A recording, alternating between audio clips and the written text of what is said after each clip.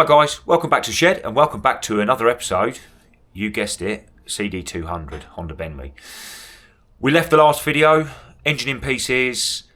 I was about to hone the bores, but I was waiting for piston rings. So I measured the end gap on the current top rings that it's got, and it was very close to top limit.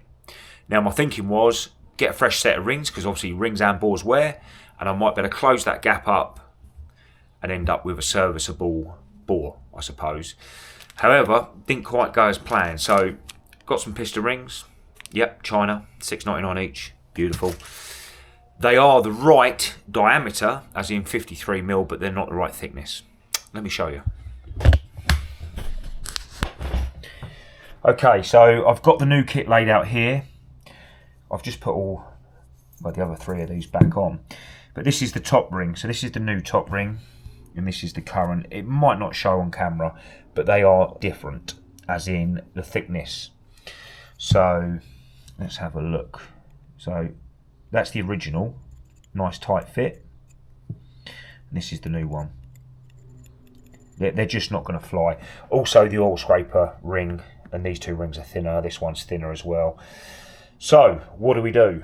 Now I'm thinking, I'm below top limit, I'm below rebuild, but while I've got it apart, ideally I should do it. Now I wouldn't have condoned what I was going to do anyway, which is use old piston and new rings. Now you can re-ring a bike, generally done on 2 strokes, but unknown mileage, everything wears. It's not just the outer ring, it's not just the bore, it's all these inside. But I've gone through the manual and I've checked the piston for wear. The piston is okay, all the diameters are correct.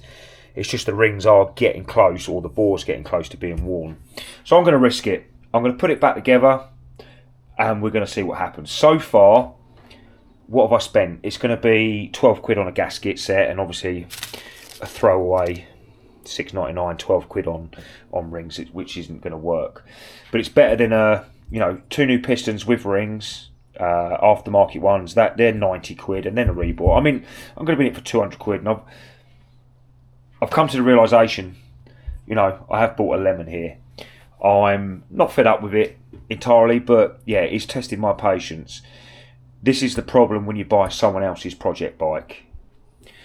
This is what happens. This is the reality. Yeah, so I'm just going to slap it back together, see what happens. If it doesn't work, I've got a backup. And the backup will be, I will look for a late mid-90s CB200 Nighthawk, and I will transfer, same engine pattern, transfer the engine and the 12 volt loom and make the Bentley 12 volt.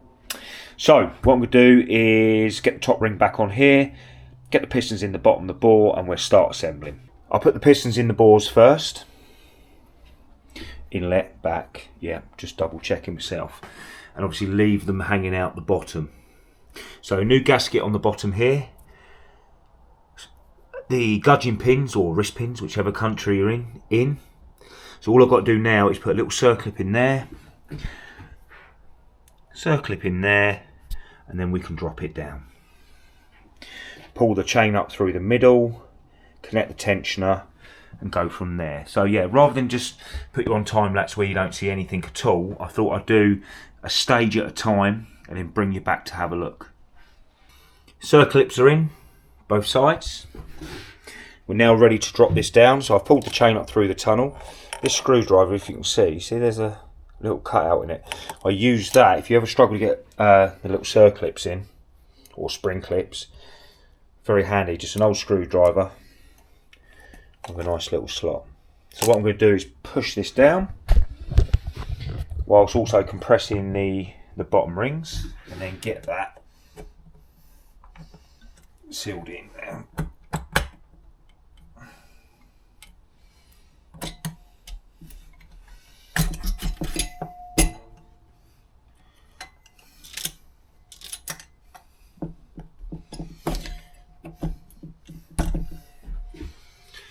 Okay, just got to little tiny toffee hammer, get that onto its dowels.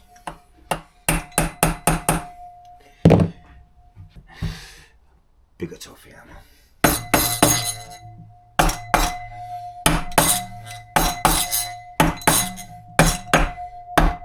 That's That's it. Now she's down. Excellent. Yep.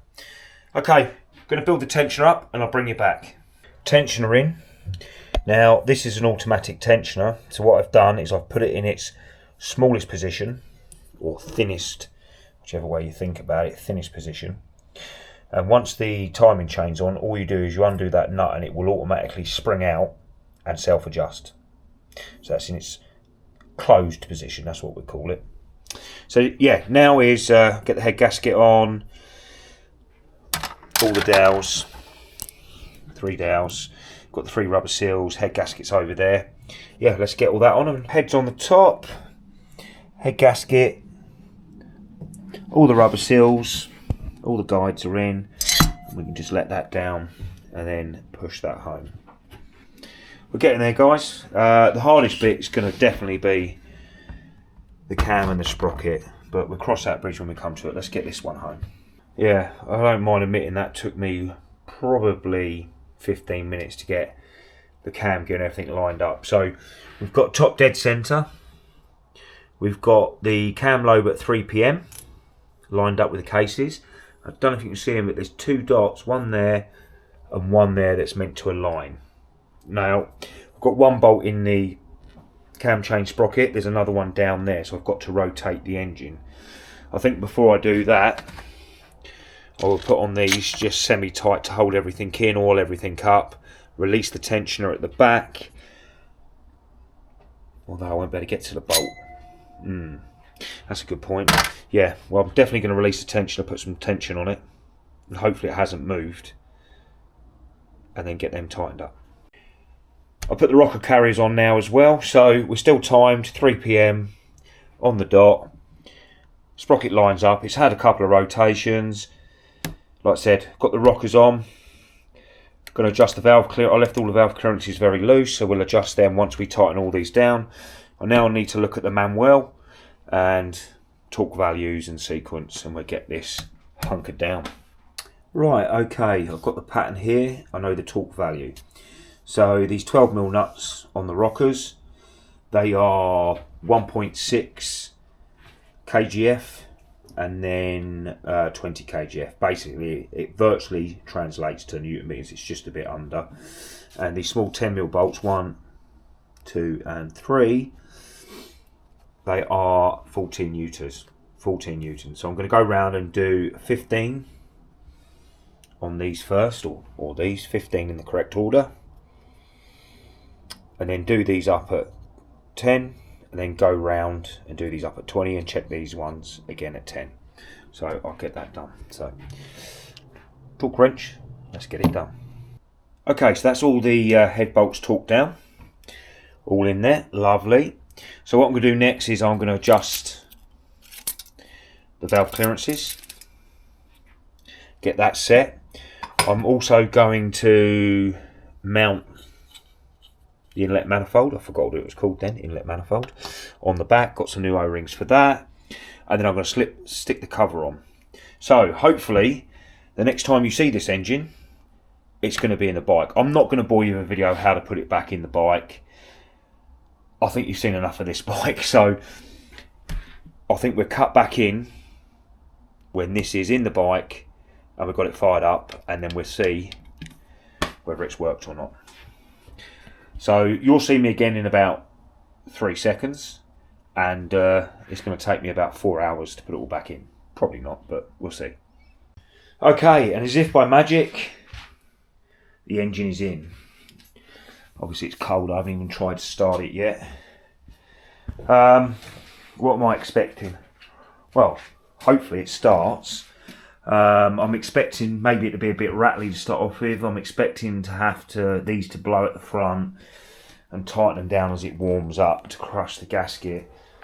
Yeah, I'm hoping it starts. So let's give it a go, shall we? There's no point hanging around. Yeah, you can see me. So right, we have a neutral light. That's good. Fuel is on. Choke and kick. No way. it started. Nope.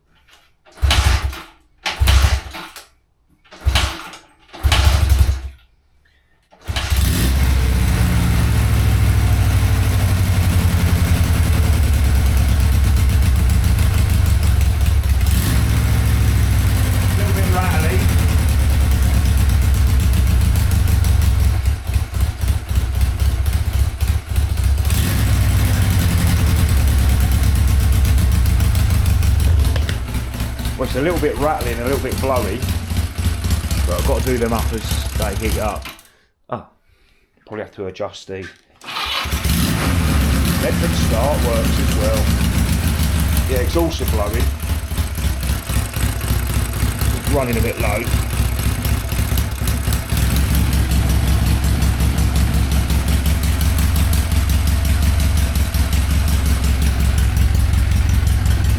Not smoking. Good. Cam chain's a bit rattly.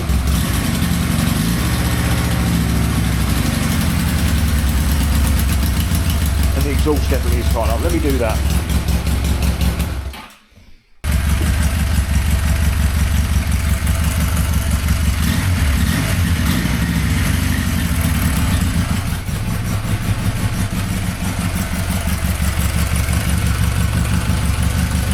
Well, she's running.